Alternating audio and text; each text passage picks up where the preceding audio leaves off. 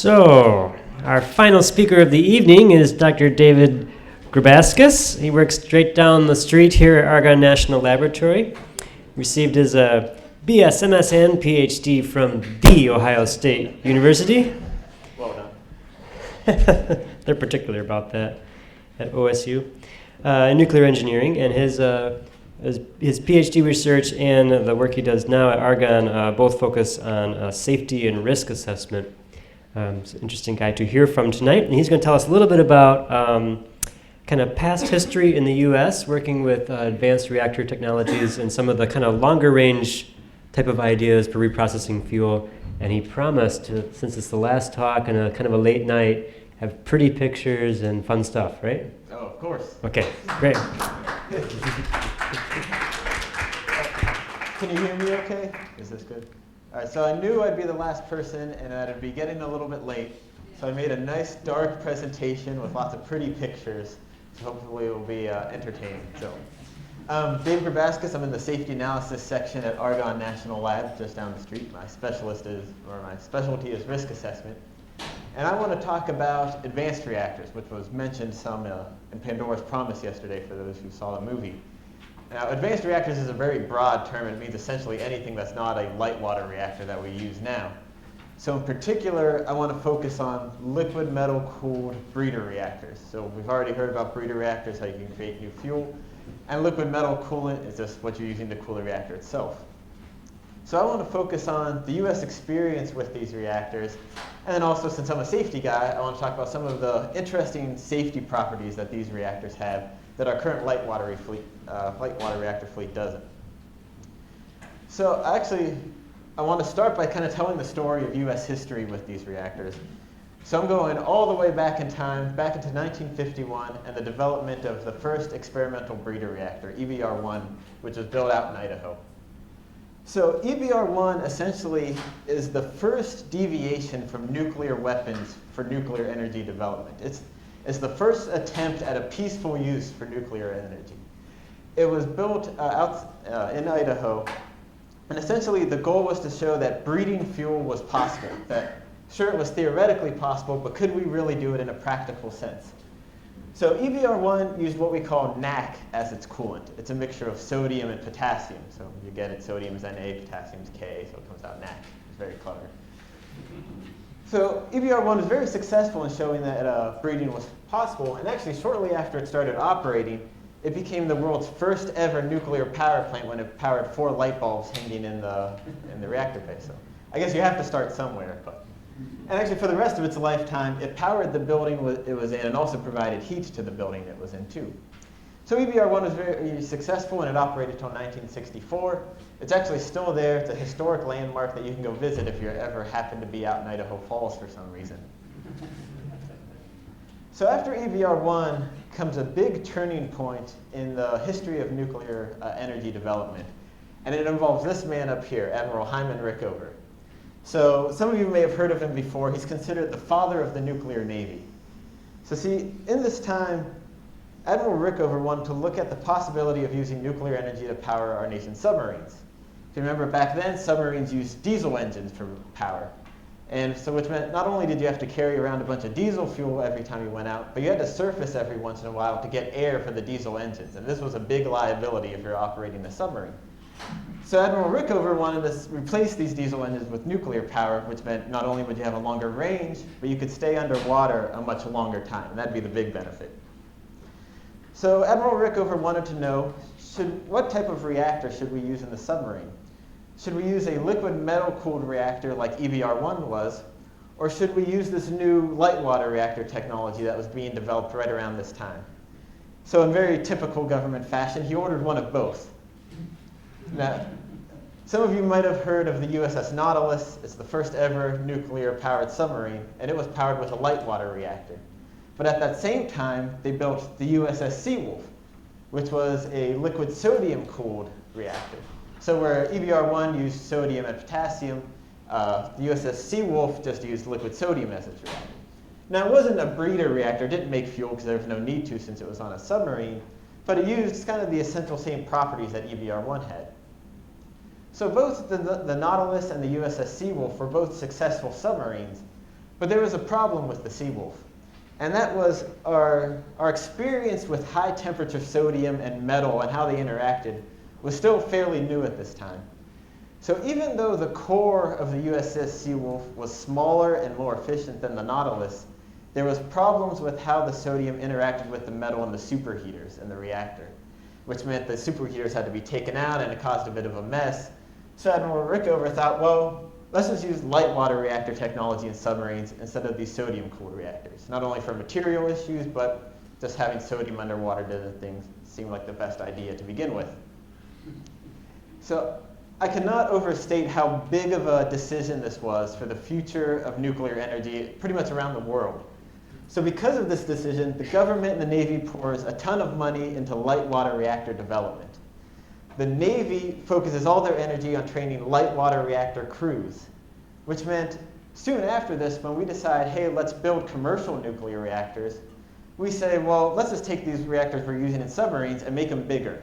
We already know how they work. We already have crews who are trained on how to use them and have procedures. So let's just make them bigger. And that is really the start of US commercial reactor development.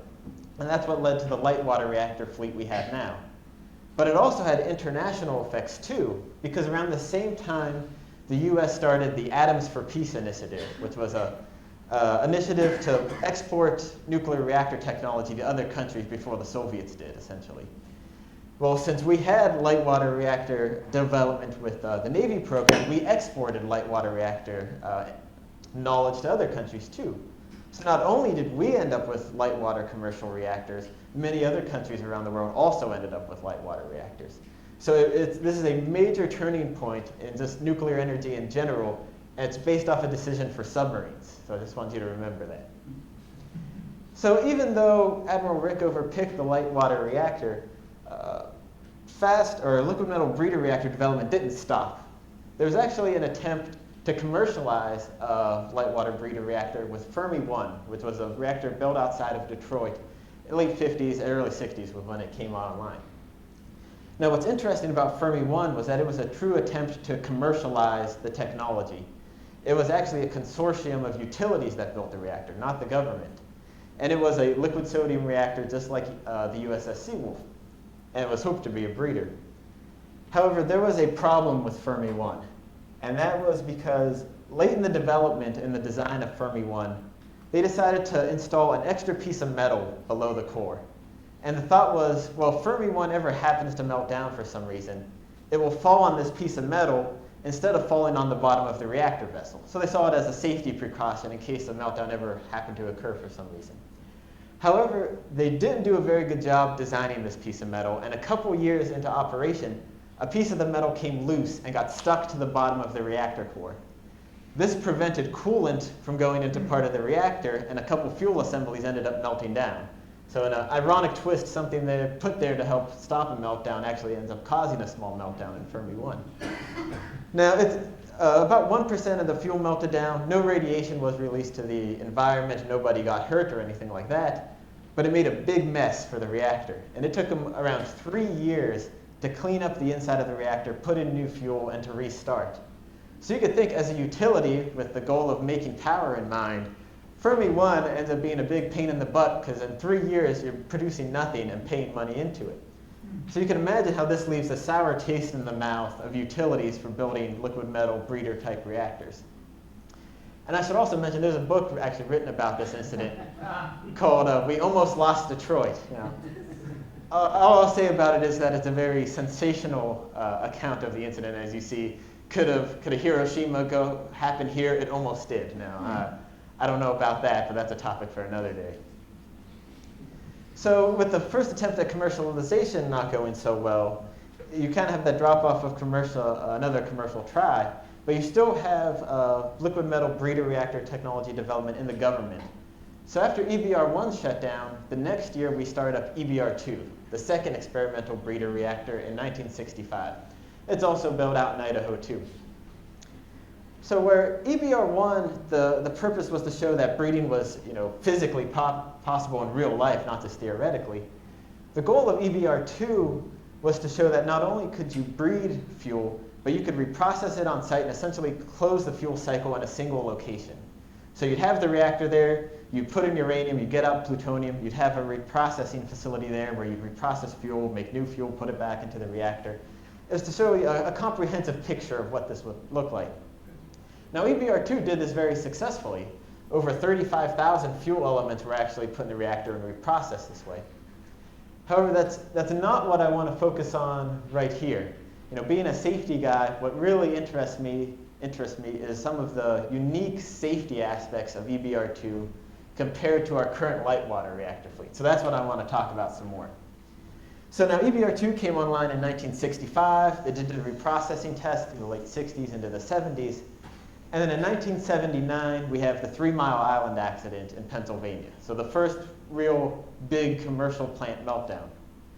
So in the early 80s, the crew of EBR-2 wants to run a series of tests to see how would EBR-2 respond to similar types of accidents as what happened in 3 Mile Island. So these are called the shutdown heat removal tests, or SHIRT is what we call them for short. And there was a whole series of these in the late to mid 80s. In particular today, I want to talk about a test called SHIRT 45, and it was performed in 1986. Ironically, it was performed about 2 weeks before Chernobyl happened too, which is funny. So what they wanted to do for SHIRT 45 was to test EBR-2 on what we in the nuclear industry call an unprotected loss of flow accident. What we mean by a loss of flow is that you lose your coolant pumps. So your coolant stops being forced to flow through the reactor itself. What we mean by unprotected is that your reactor shutdown system does not work. So for those of you who don't know, the way you shut down a reactor is you insert control rods. These control rods absorb neutrons, your chain reaction stops, and you're left with essentially 4 to 5% power, which is what we call decay heat. Decay heat is just produced by the fuel itself, even if there's no chain reaction going on. So what the crew at EBR-2 wants to test is, okay, what if your pumps failed on your coolant, but also your shutdown system failed too? Then what happens? So on this day in 1986, so the easiest way to explain what happens is through a couple plots. No, I wanted to throw a little science in there on top of it. So here's a plot of what we call the peak fuel rod temperature, what we call peak cladding temperature. It's the temperature at the surface of the fuel in the core. So what the crew on EBR-2 did on this day was they brought the reactor to 100% power, which meant the surface of the fuel was 470 degrees Celsius, about almost 900 degrees Fahrenheit. Then they disabled the reactor shutdown system. Because in a reactor like this, the shutdown would happen automatically if you lost your pumps, and they didn't want that to happen. So they purposely disabled the reactor shutdown system. And then at time equals 0, they turn off the pumps, and the coolant flow slows down. And you can see immediately the temperature starts to spike in the reactor. Now I was talking to one of the guys who was at EBR-2 on this experiment, and they actually brought in the news media there to watch this test. And when they first turned off the pumps and the temperature started to spike, he said all the news media people suddenly started to freak out because they thought we didn't know what we were doing and we were about to melt down and all heck was about to break loose. But you see, within minutes, the temperature turns around and starts to come back down. And within 20 minutes, you're actually 30 degrees Celsius cooler than you were at the start of the incident. And this is without your pumps working and with no reactor shutdown system working. So just to be clear, if this accident were to occur in any commercial light water reactor, you'd be in big trouble. You'd almost surely have a big meltdown. But here at EBR-2, not only did you not melt down, there was no damage to the reactor at all. They restarted the reactor that afternoon. So what was different about EBR-2 where its response to this accident was so different than a light water reactor? Now, I should mention with a light water reactor, yes, this would be a major incident, but we know that. And we have lots of safety systems added on to make sure this doesn't happen. But that's a difference where we have to add on a bunch of systems in light water reactors where EBR-2 was able to survive this without those systems. So the best way to explain how this occurred is to actually look at a plot of the reactor power during this incident. So like I said, when they started this test, they were at 100% power. They were at full power for the reactor. And at time 0, they turn off the pumps, but you see reactor power starts to drop immediately, even without a shutdown system. And within 10 minutes of the accident starting, you're at about 4% power, or what we call decay heat, which means the reactor is essentially shut down. So EBR-2 was able to shut itself down even without the shutdown system working, just because of the incident that had occurred. The way it was able to do this was through what we call inherent feedback mechanisms that were designed into the way the core was built. So EBR-2, unlike the light water reactors that are out there now, used metal fuel instead of oxide fuel. Now, we all know when metal heats up, it expands. Well, as that plot before showed, when the accident started, the reactor got hot. When those fuel pins got hot, since they're metal, they expanded. They grew axially, and the whole core grew radially. What this simulated was essentially taking the core apart. It moved all the fuel in the reactor away from the other fuel in the reactor. And what that did was it essentially killed this chain reaction that was happening in the reactor, just by the physical movement of the fuel away from itself by its heat up. So it was instead of it being based on an engineered safety system that you had to add on, it was just an inherent property of the fuel itself that led it to this type of response. So now you're probably thinking, well, if this is so great, why don't we have 100 liquid metal breeder reactors right out there right now instead of light water reactors? So that leads me to the not so bright history of liquid metal breeder reactor development in the US. So I'll start this chapter with the Clinch River Breeder Reactor project, which started in 1971. So the Clinch River Breeder Reactor was another attempt to commercialize a liquid metal breeder reactor technology. It used sodium as its coolant, just like EBR-2 and the USS Seawolf and Fermi. However, as you can tell by these pictures, it was never actually built. The project ended up being canceled in 1983, over 10 years after it started. Now, there are a couple reasons for this. Paul touched on some of them already. So there were major proliferation concerns by a lot of those in government, where you put uranium into the reactor, you get plutonium out, and plutonium's good for bombs. Now, the US has more plutonium than we could ever possibly use in bombs, so it's not a big concern for us. But the fear was that other countries would get this technology, and this would mean nuclear bombs suddenly everywhere as more and more countries got this. In particular, President Jimmy Carter was very worried about this and was constantly trying to kill the Clinch River Breeder reactor in the late 70s. And as Paul mentioned, there was the moratorium on reprocessing in 1977 also. Actually, when Reagan came into power, he was actually a fan of Clinch River, and that's why it carried on for a little bit more until the early 80s. However, there was another big issue with Clinch River, and that was the cost. When the project was first proposed in the early 70s, they estimated it would probably cost around $400 million. By the early 80s, when it was canceled, those estimates were now around like $8 billion. So part of that was just the stagflation and the terrible economy of the late 70s and all that. But even with all that factored in, Clinch River was still going to be way more than twice the cost of a light water reactor. So from a utility standpoint, I mean, it was just poor economics. Now you might say, well, yeah, it might cost more, but you get to breed your own fuel, so you don't have to buy uranium and things like that. But the problem with that is, back then and even now, uranium's cheap, and reprocessing fuel is expensive. So even in that regard, it wasn't a win for the utilities economically like you might think it would be. And because of these two reasons, Clinch River was canceled in the early 80s. So not long after Clinch River was canceled, there was one more attempt to kind of commercialize or scale up liquid metal breeder reactor technology in the US. And this was called the Advanced Liquid Metal Reactor, ALMR, or it was renamed a little later on, the Integral Fast Reactor, IFR. And they talk about it some in Pandora's Promise for those of you who have seen it too. So the idea behind the Advanced Liquid Metal Reactor, the IFR, was to take the lessons from EBR-2 and scale it up. So just like EBR-2, use metal fuel with its inherent safety properties that were demonstrated, but also put the whole fuel cycle essentially onto a single site. Have your fuel processing facility also on the same site. You might have a couple of these liquid metal sodium reactors, and you can reprocess fuel on the site, and it'd be great. It would just be a scaled up version of EBR-2. However, as you can see once again, these are pictures and not an actual facility, because the IFR project was canceled in 1994, almost about 10 years after it started.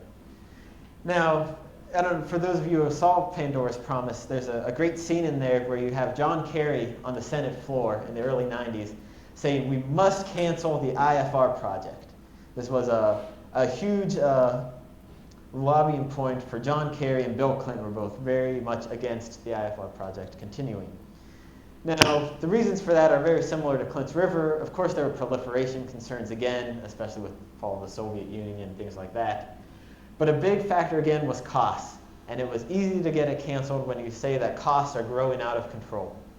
And that was ultimately what was successful and led to Congress to cut funding in 1994. Now, I should also mention when IFR got canceled in 1994, funding to EBR-2 also got canceled, and it was also shut down in 1994 also, after almost 30 years of operation in Idaho. So with that, that's actually where we're at today. The US has no operating liquid metal breeder reactor, and there's really no serious plan to build one in the near future either. Now, other countries do have them. France has a couple of them, although there's none operating right now. Russia has a couple. Japan has a couple, although all their plants are shut down right now after Fukushima. China just built one with the hopes of building many more as they scale up their nuclear plant.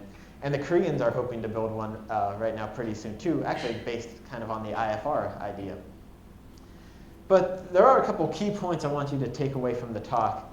And first, one of those is that the US has a long history of liquid metal breeder reactor technology development. In fact, it was the first nuclear power plant ever built was a liquid metal breeder reactor. So, we use the word advanced reactor and talk about generation 4 reactors, but it's a bit of a misnomer because that's actually where we started at in this country, was with this technology. The second is we have this fleet of 100 light water reactors out there operating now, and the real reason that these were built in the first place was based on a decision made for submarines. Not a decision based on long-term fuel cycle thought, not a decision based on safety exactly, but on a decision made for submarines that just perpetuated throughout the rest of nuclear energy in the US. And lastly, as EBR-2 showed, you can have a fundamental difference in how you view safety and with how you design a reactor.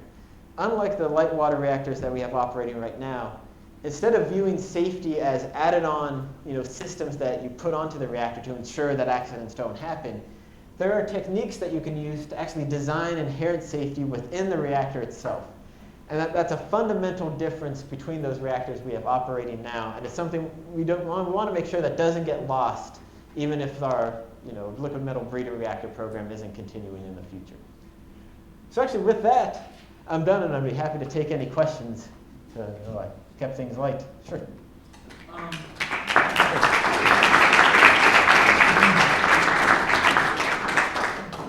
Yes? Are there any ways that liquid metal breeder reactors are less safe than light water reactors? Well, there is, of course, since you have liquid sodium in the reactor. Can you repeat the question there? Oh, sorry. Is there any way that liquid sodium breeder reactors are less safe than the current operating light water reactors? Well, first, the big one is that you're using liquid sodium as your coolant. And if liquid sodium touches water, it explodes. If it touches air, it tends to burn. And actually, that has been a problem in some liquid metal reactors in the past, is where you have a leak and it catches on fire. But although they have happened in the past, that's at least something we've dealt with and we know how to design out of it. It's not a catastrophic failure point in any of the reactors we've seen built in the past. Now, sometimes it can make a really big mess, like what happened in Japan. They had a reactor called Manju, where they had a sodium leak that had nothing to do with the reactor, but it shut down the plant for over a decade because of the regulation of trying to get it restarted after they had a fire. So even though it had nothing to do with the reactor, it was just a huge regulatory and political and public relations nightmare. So that is one aspect that you can't forget and you need to take into account, but it's something like, as shown with EBR-2, we operated it for 30 years and we know how to handle that problem. If the reason that EBR-2 was safer was because it was in metal, which then expanded when it got hot, could you incorporate that into designs for light water reactors in some way? You could incorporate it into light water reactors. The difference is that EBR-2 was a fast spectrum reactor, where light water reactors are thermal. So in a fast spectrum, you don't want the neutrons to slow down before they reach the fuel. So you need the fuel close together to make sure the neutrons don't hit something else and slow down. In a light water reactor, you want to slow the neutrons down.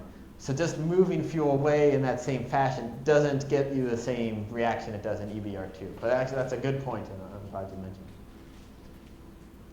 it. Would you comment on the difference between chemical and pyrolytic reprocessing of fuel? I'll try. The chemistry is a little outside my pay grade, but so actually that kind of brings up a bigger point. Reprocessing itself has become very controversial about you don't want a reprocessing technique where you can extract plutonium by itself, because then you could take it and use bombs or make bombs from it. So there have been all types of techniques developed to where you purposely leave really radioactive stuff in the plutonium, like with plutonium. Because then you say, well, people can't take it out of there because it's really radioactive and it would kill them if they tried to handle it to make a bomb. So I can't comment on the specifics of the reprocessing. There has been decades of research now gone into just trying to handle the proliferation issue side of reprocessing. So nothing to do with the economics of reprocessing, or nothing to make it more efficient, but simply to make it harder to pull plutonium by itself out. So it's been years of research just looking at the proliferation side rather than the technical side, so to say. So. Yes. I've heard from a couple of very strong advocates for thorium reactors. I'm curious if you have any thoughts on that. So for thorium's an interesting technology. It's kind of puts you on the same fuel cycle as a breeder reactor technology, where you can't just you can't enrich thorium and put it into a reactor the way uranium does. You need to use thorium to make new fuel, breeding it somehow. Uranium's still cheap, and that's the big thing against thorium, is that we know how to use uranium. Uranium's cheap. However, for a country like India that's swimming in thorium rather than uranium, there's a good chance that they're going to go down the thorium cycle instead. Actually, China now has really tried to push, just in the past week I saw news from China saying they want to accelerate their thorium reactor program from what I think they had a 10-year window to build the first thorium reactor. They now want it in 5 instead. So China's kind of going an all-of-the-above nuclear reactor approach right now. They just built a liquid metal breeder reactor. They're building a high-temperature gas reactor. Now they want a thorium reactor. So they want to build kind of one of everything. It was kind of the US approach back in the 50s and 60s too, where we wanted to build one of everything and see what worked out also. Well, if everybody's developing these new systems that are too expensive to operate, is that an economically good thing for them to try? That's an interesting question, and I think that's part of China's question. Is they quickly realized that building a coal plant every week, it was not sustainable. They were polluting. There was pollution beyond what was tolerable in the country. So they've really started to push nuclear reactor development, but they're not sure where their fuel cycle is going to go yet. They started out by building the light water plant simply because that's what we know and that was easy to export to them. But now they're trying all these other designs to figure out, okay, are we going to go to a reprocessing fuel cycle that uses liquid metal breeder reactors? Are we going to go high temperature gas reactors? A thorium fuel cycle, is that in our future? If China's looking to build 1, 2, even 300 more nuclear plants in the next 50 years, they're going to have, they'll have the same problems we have with waste, threefold. So they're trying to figure out which way do they want to go with it also. Now, economics-wise, I do want to comment, because this came up in some of the other presentations, about the economics of small modular reactors, because there have been small modular liquid metal sodium or liquid metal breeder reactors or liquid metal burner reactors proposed too. GE has a PRISM design, which is a small liquid metal reactor. But the market for them in the US is tough, because you can just go build a cheap little natural gas plant for such a smaller cost. And you know what? If natural gas gets too expensive, or if the power on the grid's too expensive, you can just close down that natural gas plant today.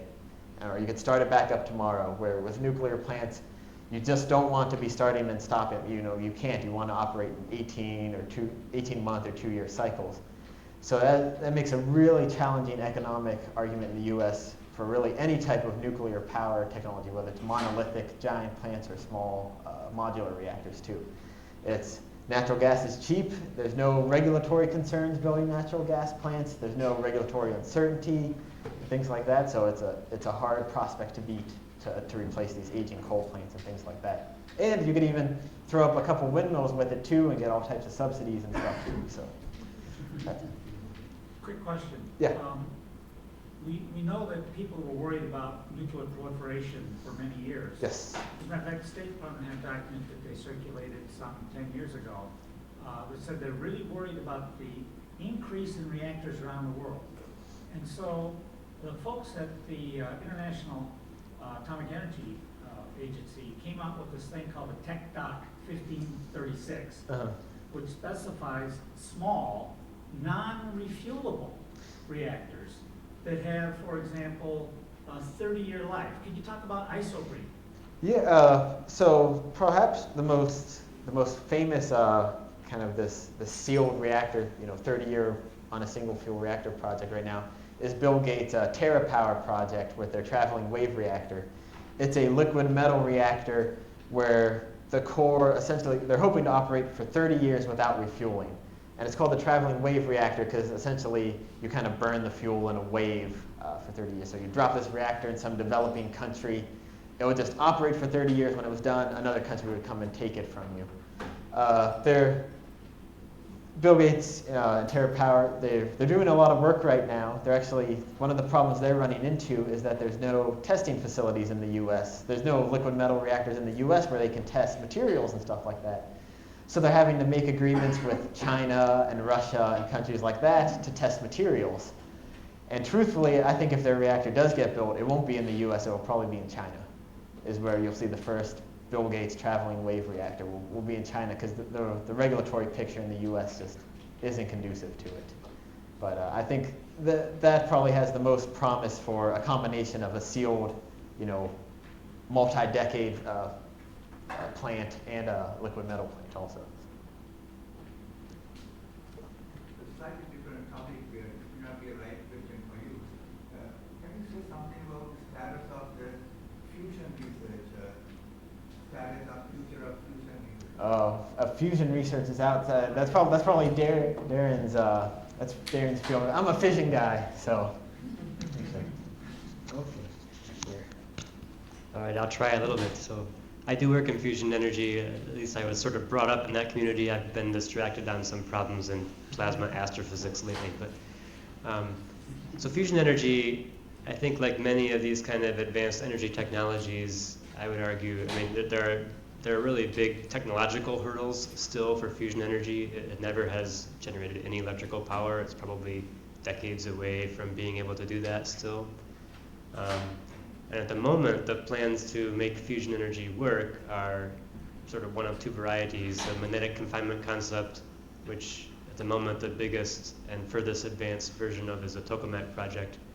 Right now in France, there's an international effort to construct the ITER tokamak, a very big tokamak, which would be the first of the tokamaks to have enough fusion power produced in it that it sort of heats itself by fusion reactions, and so you can kind of maintain the system that way. It's a very big scientific step, but still won't have any systems to generate electrical power. There'd be a demo reactor that would have to follow on after that to demonstrate all the things you need to do, like breeding the tritium and converting to electricity and not ruining everything with neutron fluxes in the process. So there are some very significant technological and scientific challenges there still to demonstrate that it even can be done.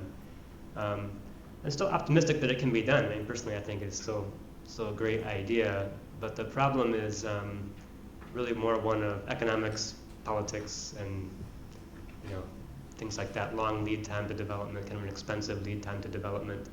So maybe there are fusion ideas that could be smaller and cheaper and more economical, but all of those are in a very, very, very early stage of exploration and high risk, I would say. That's maybe a fair way to say it. So I don't know if any of you want to kind of push back on my comments there, but it's still something that is being worked on, and worldwide still some interest and lots of activity there. But it's not any kind of a near-term help, unfortunately. give a specific definition for breeding? So for breeding for a liquid metal reactor like I was talking about, it's putting uranium in, getting plutonium out, which can be used as fuel in the future. So that's the definition here. You know, if you're using thorium, it's a little different, but I don't know if any of you want to comment on that. But. And I should say, liquid metal reactors, where they've been proposed as breeders for a long time, there's also been proposals for them as burners, where instead of creating new fuel, what you're doing is getting spent nuclear fuel and turning it into something where the waste products, don't last as long. So we call that a burner rather than a breeder. There's actually GE's PRISM design is being considered right now in the UK to dispose of their extra plutonium from their weapons program. It's one of two competing ideas about how they'll dispose of their extra plutonium supply. So you might actually see the GE PRISM reactor built, not in its original kind of breeder reactor capacity, but as a burner for leftover plutonium from a weapons program. All right, I think I'm going to end the formal time here. Why don't we just thank all three speakers again for great talks today.